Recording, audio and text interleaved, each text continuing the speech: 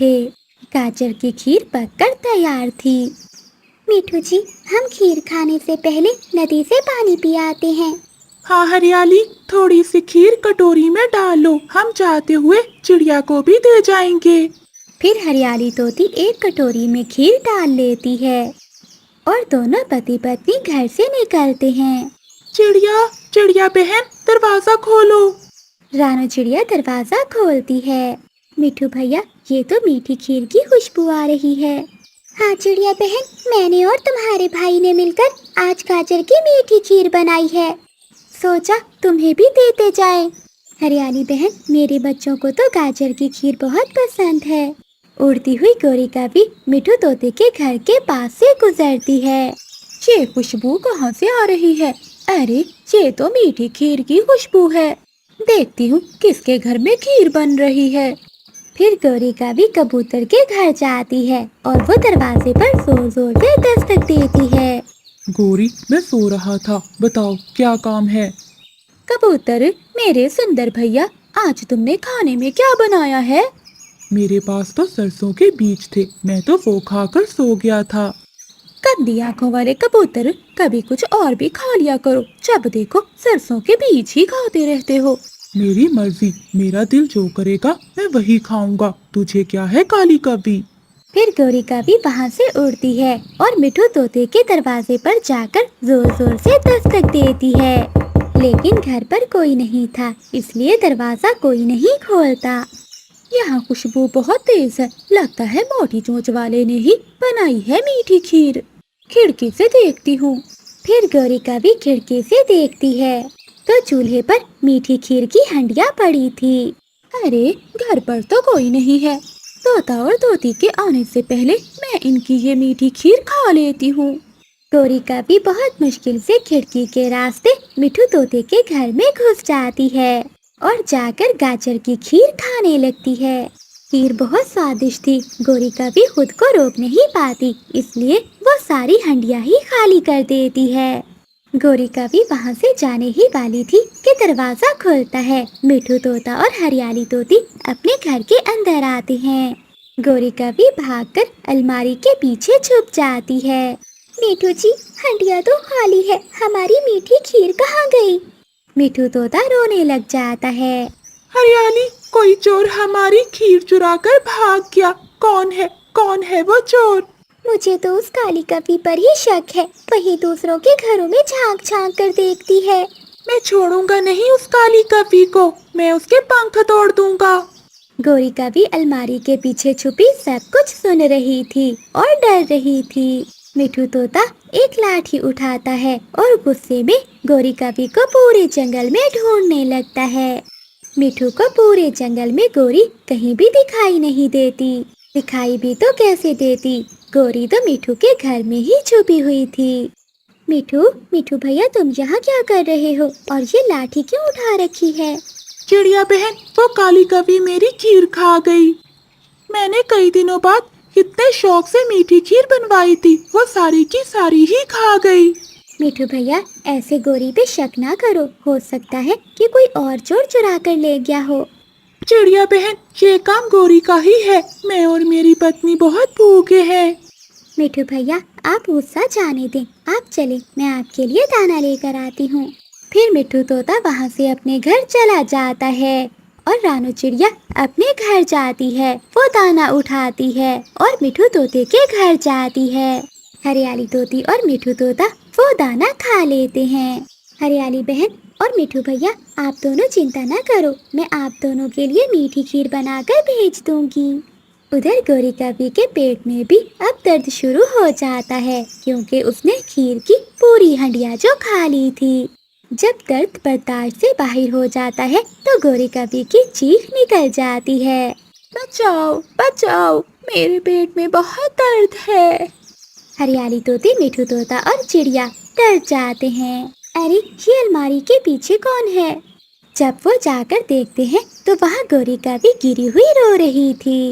मिठू जी, देखिए, चोर पकड़ा गया। यही है वो चोर जिसने हमारी मीठी खीर खाई है। हरियाली, लाठी कहाँ है? मेरी लाठी कहाँ है?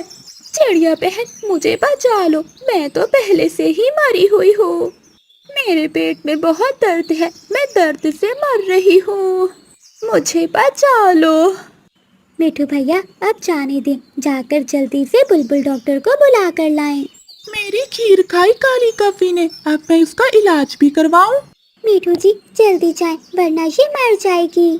फिर मिठू तोता वहाँ से जाता है और वो बुलबुल को अपने साथ लेकर आता है। बुलबुल, मेरे पेट में यहाँ यहाँ बहुत ज्यादा दर्द है। अगर पक्षियों की खीर अकेले खाओगी तो दर्द तो होगा। अब मुझे इसके पंख पर टीका लगाना होगा। इतना बड़ा टीका देखकर गोरी कभी तो रोने लगती है। ना बुलबुल, मेरे टीका ना लगाना। चिड़िया बहन, इसका पंख पकड़ो।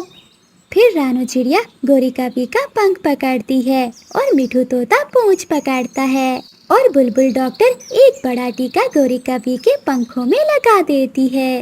हाय, मैं मर गई। अगर पहले पता होता तो कभी मैं मिट्ठू की खीर ना खाती। गोरी, तुम हर बार भूल जाती हो और ज्यादा खा लेती हो। जब चिड़िया की खिचड़ी खाई थी तो तब भी तुम्हारे पेट में दर्द हुआ था, जरा याद करो। फिर गोरी कभी को मीठी खीर खाने की सजा मिल जाती है। फिर वो सभी पक्षी गोरी पर खूब हंसते हैं और गोरी कभी दुम दबाकर वहाँ से भाग जाती है। गोरी कभी अपने ससुराल में बहुत सारे सपने सजा कर आई थी। सोचा था कि उसके पति की नौकरी है और अच्छा घर है। जो तंगी उसे अपनी माँ के घर में मिली थी वो उसे अब ससुराल में नहीं मिलेगी। अब उसने सोच लिया था कि वो ससुराल में राज करेगी। कुछ दिन तो अच्छे बीत जाते हैं, मगर एक दिन कालू कव्वे की नौकरी छूट जाती है। कालू, मुझे अब तुम्हारी जरूरत नहीं है, जाओ कोई और नौकरी कर लो। मिठू मालिक, मैं क्या करूँगा, मुझे काम से मत निकाले। ऐसा ना करे साहिब। मेरे लिए जाकर भीख मांगो, मैं तुम्हारी कोई मदद नहीं कर सकता। परेशान कालू कव्वा घर चला जाता है। गोरी कव्वी के तो सारे सपने चकनाचूर हो गए। कालू जी, अब हम क्या करेंगे, हमारा घर कैसे चलेगा?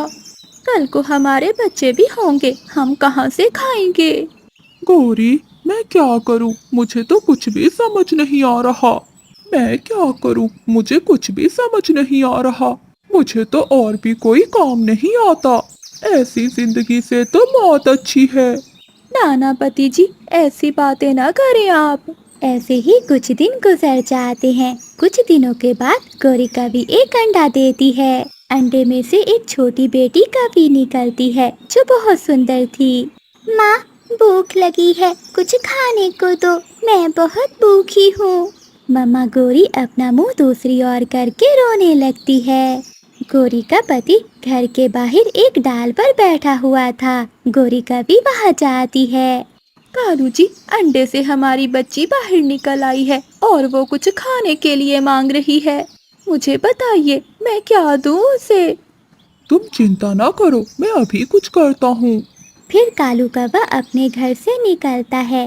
वो अपनी पुरानी दोस्त रानू चिड़िया के पास जाता है। क्या हुआ कालू, तुम ऐसे रो क्यों रहे हो? चिड़िया बहन, क्या बताऊं, मेरे अंडे से बच्चा निकल आया है, मगर मेरे पास उसे देने के लिए कुछ भी नहीं है। इस मुश्किल की घड़ी में तुम ही हो जो मेरी मदद कर सकती हो। मुझे कुछ पैसे उधार दे दो। रानू चिड़िया अलमारी से पैसे निकालकर कालू कव्वे को दे देती है। तुम्हारा बहुत बहुत धन्यवाद चिड़िया, मैं तुम्हारा ये एहसान जिंदगी भर याद रखूंगा। कालू भैया अब जाओ और अपनी बेटी को खाना लेकर दो। कालू कव्वा वो पैसे लेकर खुशी खुशी वहाँ से निकलता है। तभी रास्ते में कालू कव्वे को दो डाकू उल्लू रोक लेते हैं। वो कालू कव्वे से पैसे छीन लेते हैं और कालू कव्वे को मारकर वही फेंक देते हैं। वो चोर पैसे तो ले जाते हैं और साथ ही एक परिवार की खुशियाँ भी छीन कर ले जाते हैं। कबूतर वहीं से गुजर रहा था, तब वो कालू कव्वे को मरा हुआ देखकर गोरी कव्वी के पास जाता है और वो गोरी कव्वी को सारी बात बताता है। कबूतर, ये तुम क्या कह रहे हो? मैं अब अकेली रह गई, कौन मेरे बच्चे का सहारा बनेगा? अब कौन मेरे बच्चे को खाना ला कर देगा। कबूतर गोरी कवि को हौसला देते हुए वहाँ से चला जाता है। रात हो जाती है, गोरी की बेटी सो जाती है, मगर गोरी को कहाँ नींद आने वाली थी, वो तो अपने पति कालू को ही याद कर रही थी। मैं अब ऐसा करती हूँ कि ये घर बेच देती हूँ, जो भी पैसा। विश्वास न करो। अगली सुबह बारिश रुक जाती है। चिड़िया और उसके बच्चों को एक फलदार पेड़ मिल जाता है। वो जी भरकर फल खाते हैं और वापस अपने घर की ओर लौट जाते हैं।